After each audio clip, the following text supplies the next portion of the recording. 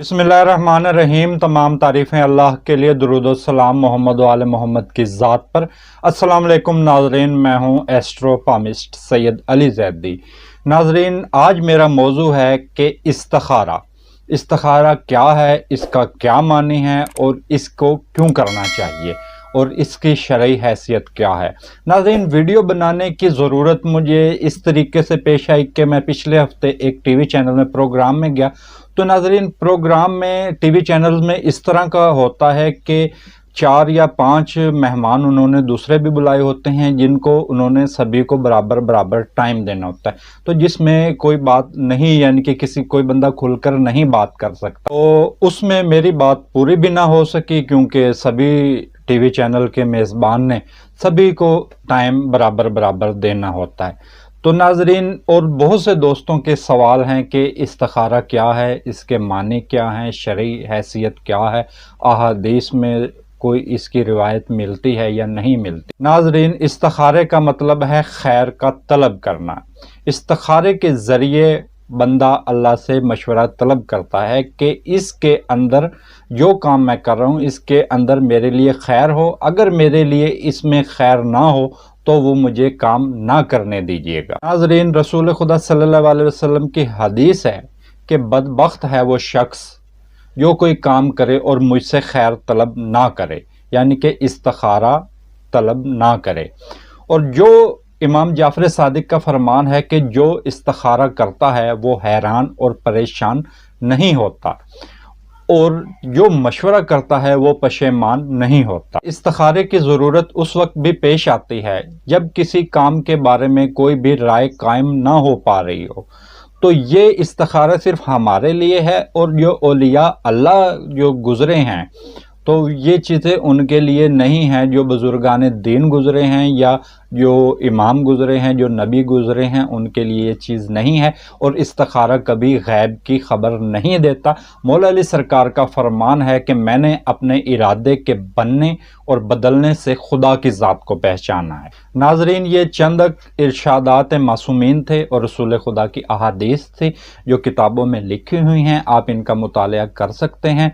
तो जिसके बारे में ज़िक्र था तो वो मैंने आपको बता दी। नाज़रीन, इस्तिखारा हम बहुत से मामलात में करते हैं। जैसे अक्सर औक़ात हम तो इस्तिखारा करते हैं जब हमने किसी की शादी करनी और उसका मुवाफ़िक मालूम करना हो कि अगर आया इन दोनों की शादी कर दी जाए तो उसमें ये मुवाफ़िक रहेगा, बेहतर रहेगा कि नहीं रहेगा।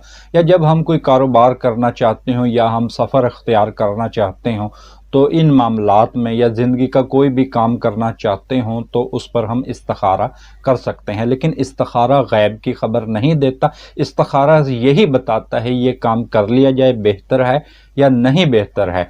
और इस्तिखारा बाज़ औक़ात इस तरह के, यानी कि आपको गलत मफ़हूम इस्तिखारे का बता दिया जाता है।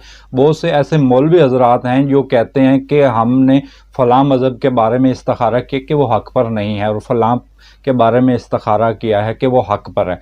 और इसी तरह की मैंने एक वीडियो एक मौलवी साहब की देखी, तो उन्होंने इस्तिखारे के ज़रिए यजीद को भी हक़ पर साबित करती है। तो ये चीज़ें इस तरह नहीं होनी चाहिए। किसी को हक़ और किसी को गलत पर इस्तिखारा इस तरह की कोई भी ख़बर हरगिज़ नहीं देता, और ना इन मामलात पर इस्तिखारा करना चाहिए। जिन मामलात पर इस्तिखारा करना चाहिए वो मैं आपको बता चुका हूँ। तो नाज़रीन, इस्तिखारे के 3 तरीके हैं, जो कि अलबत्ता 4 तरीके भी हैं, लेकिन 3 तरीके वो मोतबर हैं। चौथा वो ख्वाब वाला तरीका है। पहला तरीका ये है कि आप दुआ नियत करें दिल में कि मैं इस्तिखारा करना चाह रहा हूँ, और कुरान पाक को खोलें और उसकी दाईं साइड पर पहली सतर का जो मतलब निकलता है, अगर उसके बारे में आपका मफ़हूम सही निकल आए, उसका मतलब आपके हक़ में निकल आए, तो वो काम ज़रूर कर लें।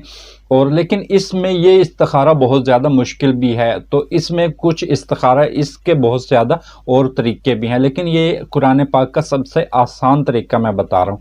और इस इस्तिखारे में, कुरान पाक के इस्तिखारे में 1-2 और भी तरीके हैं जो कि इंतहाई मुश्किल हैं। यानी कि कुरान पाक को खोलें और दाएँ जानिब से 7 सफ़े दाएँ जानिब पलटा दें, और फिर उसमें लफ्ज़ अल्लाह कितनी मरतबा आया है वो तलाश करें, और ज़रब तकसीम, यानी कि ये एक बड़ा मुश्किल अमल है। नाज़रीन, इस्तिखारे का दूसरा तरीका जो कि इंतहाई आसान है, आप इस्तिखारे की दुआ पढ़ें और ऐसे तस्बीह पकड़ें تو تسبیح آنکھیں بند کر کے ایسے آپ نے پکڑنی ہے اور ایک ایک دانہ، دونوں دانے ایک ایک جانب سے آپ کم کرتے جائیں، یعنی کہ اس طرف سے دائیں جانب اور بائیں جانب سے ایک ایک دانہ کم کرتے رہیں، ایسے کر کے آپ دانہ کم کرتے جائیں، اور آخر میں اگر ایک دانہ بچ جائے تو وہ بہتر ہے، اگر 2 دانے بچتے ہیں تو وہ آپ کے لیے کام بہتر نہیں۔ جیسے اب یہ میں نے اس کو پکڑا ہے، ایک دانہ بچا، تو آپ اگر اسی طریقے سے وہ میں آپ کو دعا بھی بتا دوں گا کہ وہ دعا کیا ہے۔ تو اس کا تیسرا طریقہ یہ ہے کہ آپ جیسے وہ نماز کا طریقہ ہے، آپ اپنا کام 1-2 کاغذوں پر لکھ لیں، یہ کام کر لیا جائے، دوسرے کام پر لکھیں یہ کام نہ کیا جائے۔ تو آپ 2 رکعت نیت استخارے کی نیت سے پڑھیں کہ میں 2 رکعت نماز پڑھتا ہوں استخارے کے لیے قربتاً اللہ۔ 2 رکعت جیسے آپ فجر کی نماز پڑھتے ہیں، وہ دونوں پرچیں آپ رکھیں اور آنکھیں بند کر کے ایک پرچی اس میں سے اٹھا لیں، جو اس میں کام آ جائے، جو آپ کے لیے اگر بہتر ہو تو وہ کر لیں، اگر بہتر نہیں ہے تو وہ نہ کریں۔ سب طریقہ جو لوگ آسان طریقہ ہے وہ میں آپ کو بتانے لگا ہوں۔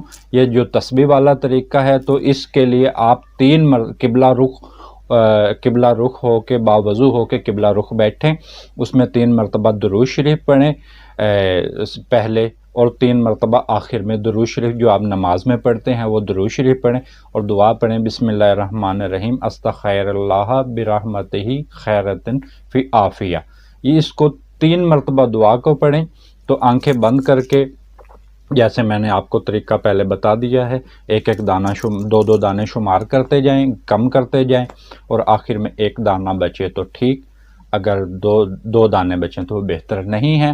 سکرین پر میرا نمبر موجود ہے، اگر کوئی دوست بہن بھائی استخارہ کرانا چاہتا ہے تو استخارے کی کوئی فیس نہیں ہے، فی سبیل اللہ ہے، کوئی بھی دوست بہن بھائی مجھ سے رابطہ کر سکتا ہے۔ استخارے کے لیے میں کوئی پیسے نہیں لیتا اور میں کلام کو نہیں بیچتا۔